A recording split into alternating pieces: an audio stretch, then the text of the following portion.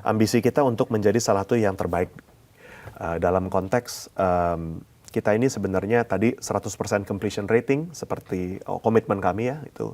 Dan juga kami ini salah satu property developer dengan recurring income tertinggi, Pak. Mungkin per first half dari 2025 kami ini 90% recurring income, Pak, kira-kira.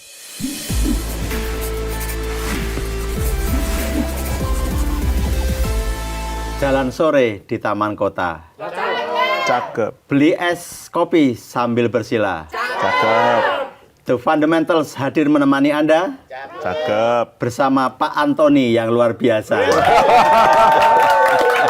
Selamat datang, Pak. Terima kasih, Selamat Pak, datang. sudah mengundang saya untuk ngobrol ya, Pak ya. Nah, Kita ngobrol santai aja, ngobrol Pak. santai, ya Pak Mas Irom. Pak Antoni, mungkin di awal diceritakan nih Pak, Indonesian Paradise Property atau news ticker INPP ini bergerak di bidang apa dan skupnya apa aja, Pak? Oke, kita ada 3 lini bisnis, retail, hotel, dan residential apartment, Pak. Paradise ini sebenarnya lahir 25 tahun lalu lah ya. Sebenarnya Paradise-nya sendiri lahir itu kira-kira 25 tahun lalu itu dari membangun Haris Hotel. Oh, Haris Hotel. Jadi kita tuh membangun mungkin 4-5 Haris Hotel pertama saya bisa katakan di dunia, karena sudah ada satu di luar negeri sekarang, di dunia. Dan disitulah kita berkembang, dan kira-kira di 10 tahun pertama memang lini bisnis kami itu 100% hotel, Pak. Lalu dari tahun 2010 sampai 2020 kita mulai masuk ke retail. Dan juga mungkin di tahun 2015 itu yang sedikit merubah trajektori perkembangan Paradise itu karena prinsipal kami itu mengkonsolidasikan kepemilikan Plaza Indonesianya di bawah Paradise menjadi sekarang. Tadinya separate dimasukin di bawah Paradise untuk menjadi turbo boost perkembangan Paradise. Nah, jadi kenapa sebenarnya sejak tahun 2015 ini 10 tahun terakhir ini trajektori perkembangan kami cukup berbeda karena kami dipercayai untuk juga mengkonsolidasikan juga dan mengelola segala aliran dividen dan lain untuk perkembangannya Paradise sendiri, Pak. Nah, jadi itu dari hotel, lahir dari hotel, berkembang ke retail, dan mungkin sejak tahun 2017 kita mulai masuk ke segmen high-rise residential, Pak. High-rise residential. Ya, betul. Berarti memang segmennya untuk masyarakat di kota ya? Betul, Pak, karena bisa dikatakan Paradise ini lahir itu by produknya urbanisasi, Pak. Kalau kita lihat namanya dunia mall, shopping center itu kan produk urbanisasi, Pak. Kalau misalnya di era bahasanya tuh kita itu high density developer, Pak ya. Kan kita kan kalau di dunia properti itu ada high density developer, ada low density developer. Low density developer itu kan kalau residential itu namanya rumah, landed. Kalau commercial namanya ruko, kan gitu, Pak ya. Kalau kita itu kan komersialnya high density itu kan kantor, gedung perkantoran. Kita hanya satu sih gedung perkantoran, yaitu The Plaza. Namun kita ini memang produk dari high density property developer, Pak. Kira-kira nature seperti itu, Pak. Kalau kita bicarakan, kalau di Bursa Efek banyak sekali ya, Pak, emiten properti gitu. Posisi INPP ini dalam landscape properti di bursa seperti apa, Pak? Oke, nah mungkin kira-kira ya Pak ya, ini perspektif dari perspektif saya ya. Kita ini mungkin, saya suka dulu, 10 tahun lalu saya sering bercanda dengan kawan tim di kantor itu, kita ini the best property developer you've never heard of. Karena memang orang mungkin mengenal produk-produk kami, namun kurang mengenal developernya. Jadi kan kalau dikatakan Plaza Indonesia di Jakarta, FX di Senayan, ataupun Beach Walk di Bali, ataupun 23 Pascal di Bandung, mungkin kan pernah dengar asetnya apa ya, namun kan nggak pernah tahu pengembangnya. Nggak tahu, gitu iya ya. betul. Dan juga seperti kalau kita lihat Grand Hyatt di Jakarta, ataupun Haris Hotel di Bali, ataupun di Batam gitu ya, kan orang kan tidak nyari saya mau stay di Paradise Hotel, saya mau stay-nya di Haris Hotel.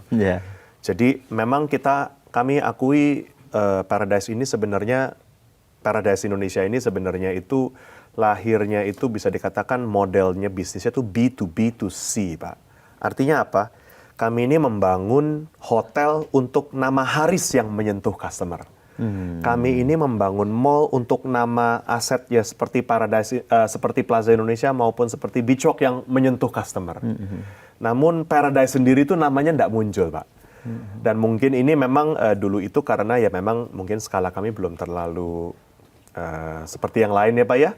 Namun dengan menjelang waktu dan kita melihat bahwa kita mulai masuk ke sektor, pertama kami masuk ke sektor B2C ya, dari B2B2C menjadi B2C itu waktu kami launching apartemen di Batam. Kami pelajari bahwa customer itu kan namanya keluarga ya Pak ya. Investasi besar di hidup dia tuh cuma beli mobil, beli rumah, beli mobil kan kira-kira gitu ya, yang ratusan juta sampai miliaran ya. Nah jadi mereka itu nggak cuma lihat, kalau lihat properti itu nggak cuma lihat lokasi, lihat harga, lihat cara bayar, tapi juga dilihat siapa yang membangun, karena reputasi itu sangat penting. Karena saya akui Pak, sektor high rise residential ini unik Pak.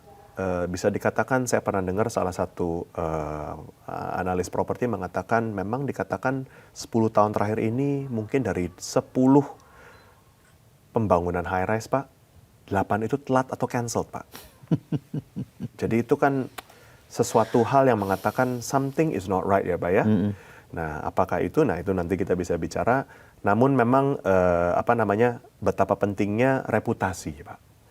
Nah, maka dari itu saya juga selalu tekankan kepada tim yang memang muda dan energi. Saya katakan kita ini nggak cuma melihat rasio-rasio seperti EBITDA growth, EBITDA margin, ataupun revenue growth, tapi kita melihat bahwa kita harus menjaga statistik di mana kita 30 tahun berkarya, 25 bisnis unit di 8 kota ini, kita memaintain 100% completion rating, Pak. Kita nggak pernah launching, tapi tidak bangun. Itu integrity dari Paradise, Pak. Nah itu mungkin salah satu keunikan di stock market, dan juga kita ini sebenarnya salah satu hal tadi kan Bapak pertanyakan di bursa ya Pak ya. Di bursa ini sebenarnya kita dibilang besar enggak, ambisi kita juga bukan untuk yang menjadi terbesar Pak. Ambisi kita untuk menjadi salah satu yang terbaik. Dalam konteks kita ini sebenarnya tadi 100% completion rating seperti komitmen kami ya itu. Dan juga kami ini salah satu property developer dengan recurring income tertinggi Pak. Mungkin per first half dari 2025 kami ini 90% recurring income Pak kira-kira. Berapa? 95%? 90%. Besar Pak. sekali ya? Ya, memang itu spesialis kami Pak ya. Kami ini long term investors in the asset ya. Makanya dari itu orang-orang suka bercanda kalau belum jual rumah, jual ruko orang tidak dikenal nama propertinya gitu ya. Karena kami kan bangun hotel, bangun mall ya Pak ya.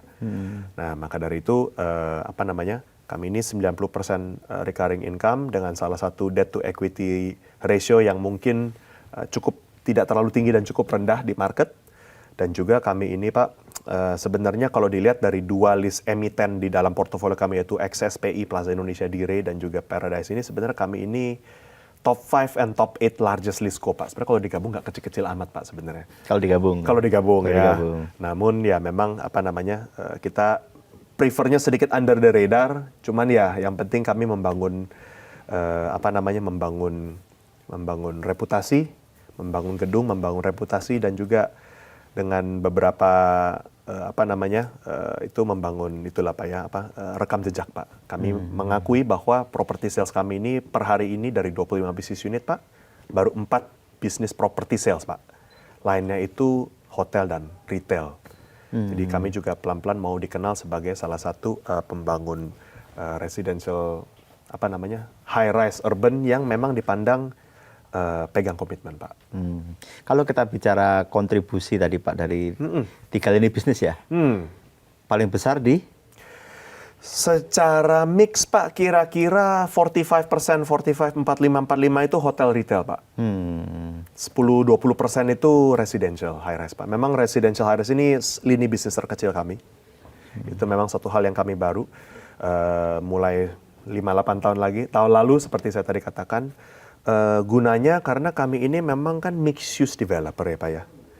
Jadi kalau dari 3 lini bisnis tagline saya internal saya Pak 4M Pak. Middle up, mid-rise, mixed use, middle up, mid-size, mixed use di major cities Pak. Middle up karena segmen yang kami target memang bukan super high end Pak. Tapi middle up. Middle up. Mid-size karena mall-mall kami ini tidak mencapai seperti 100.000 net leasable area Pak. Ada mega-mega kompleks kan yang besarnya luar biasa. Kami biasa rata-rata 50-an ribu, 40 sampai 50 ribu net leasable area. Dan kami banyak didominan mixed use. Jadi ada retail, ada hotel, dan nanti akan kita juga bawa dengan residential Pak. Itu kan sebenarnya tuntutan hukum alam properti dan dunia kota berkembang itu urbanisasi ya solusi-solusi mixed use seperti kami ini, Pak. Itu.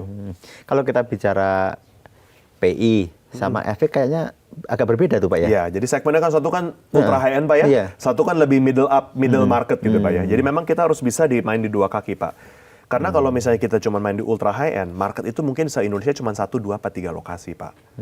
Jadi kita harus cari lini bisnis yang bisa pangsa pasarnya lebih besar di Indonesia, dan kami rasa itu middle to middle up itulah, disitulah sweet spotnya untuk di Indonesia Pak. Makanya kalau kita lihat di Bandung dan di Bali pun kami kira-kira segmennya yang mencapai middle up Pak, jadi nggak terlalu super high end juga Pak.